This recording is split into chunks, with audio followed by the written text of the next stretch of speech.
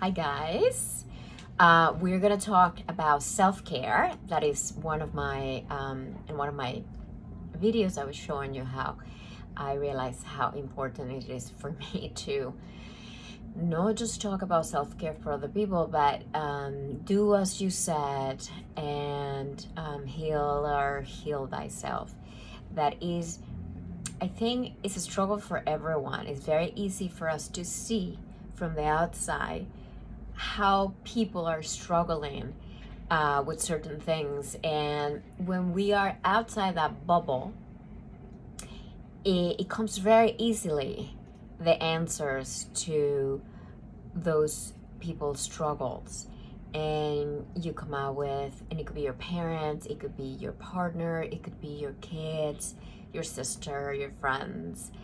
We come up with amazing response and way of tackling those obstacles and difficulties for other people. But when we are inside the bubble, it's very hard for us to see clearly how can we fix that in ourselves. What are the choices that I have to create a better environment, a healthier approach to our own problems, our own struggles. It's very hard for us it's easy to take care of other people. You know what to do to help your mom, your dad, spouses, partners, to take care of themselves, to make them feel relaxed, to help them out. It's very easy. And me, particular as a health provider, I'm always thinking about my clients and how can I help them, what can I do for them to get better, to feel better, what are the things I can tell them to learn about this and that. And then I realized you haven't eaten and you've been telling your clients you should not do that. You shouldn't skip meals. Meanwhile, I work for 10 hours with no bathroom break and no food in my stomach. So I've been getting better at that.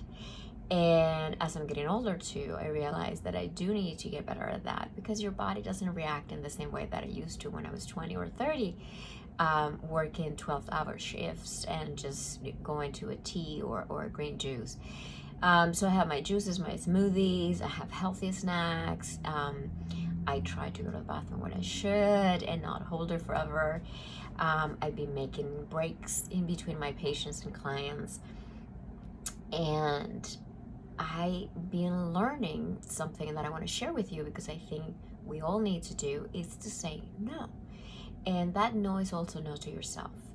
When I have a moment, I immediately put a shore on it. Like, oh, I'm gonna have this 15 minutes off. Let's do the laundry. Oh, now that I have this break, I'm gonna do bills. Oh, now that I have this break, I'm gonna clean the dishes, or I'm gonna start preparing food, or I'm gonna organize that. And it could be here at home, at the office, or at home. It doesn't matter. And I think we need to change that way of thinking, because it comes from an old generation, our parents, educators, and I'm a Generation X. So millennials, I think, go a little bit beyond. No, I'm not criticizing you guys, but it's not all about you.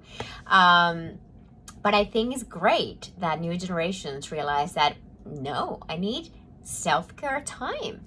And I think older generations were used to, where parents are so proud that we're working so hard. And instead of saying, don't work so hard, you need to take a rest, you need to really, take care of yourself. I don't think we're used to that. And hooray, millennials, because I think you guys are a new generation that have learned the importance of self-care.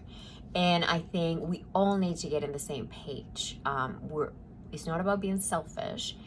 And one thing is to self-care, and the other one is be disrespectful for other people's time. Let's not confuse that. If you have made an appointment and you need to go, well, maybe what you need to work on is trying to organize your schedule better so you're not overbooking yourself, but cancel or not showing up to your appointments. That could be anything from like a coffee date with a friend, because you realize you overbook yourself and now you are rushing and running and that stressed you out.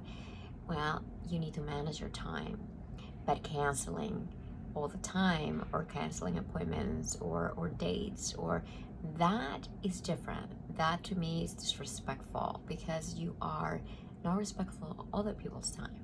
They took the time to be with you at the time, and you just, and you can be overwhelmed and you can cancel certain, appointments because situations do present themselves, and that's okay, but don't get in the habit to do that. So one, punctuality. Be responsible and respectful with other people's times.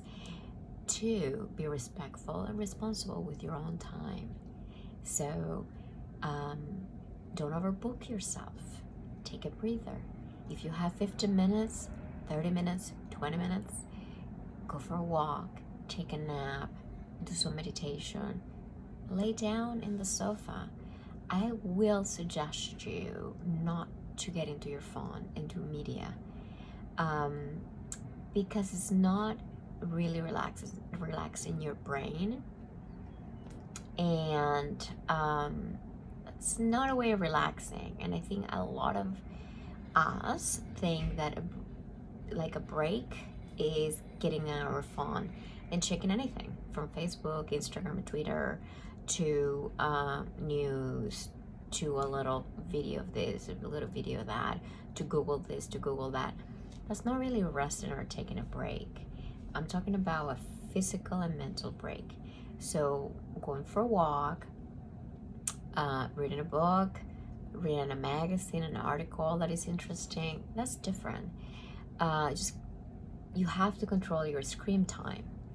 And I will keep talking about this in the next segment, because otherwise this video is going to go forever. But self-care is really important, and let's try not to confuse self-care with respect to ourselves, to others, people's time, and to try to break the cycle of screen time for adults. Your kids have, you and all the people around that will remind them when they're too long watching a movie or playing a game. But we adults need to have self-control, because we don't have anyone next to us to tell us. And sometimes that makes us even more tired and also cranky, that ended up affecting your family time, your relationships, family, work, friendships. So you need to get off the phone now that you're looking at this. After you finish this video, you need to take a break, because we all need it. And it's good for your mind, it's good for your brain, it's good for your soul, and it's good for the earth. Okay?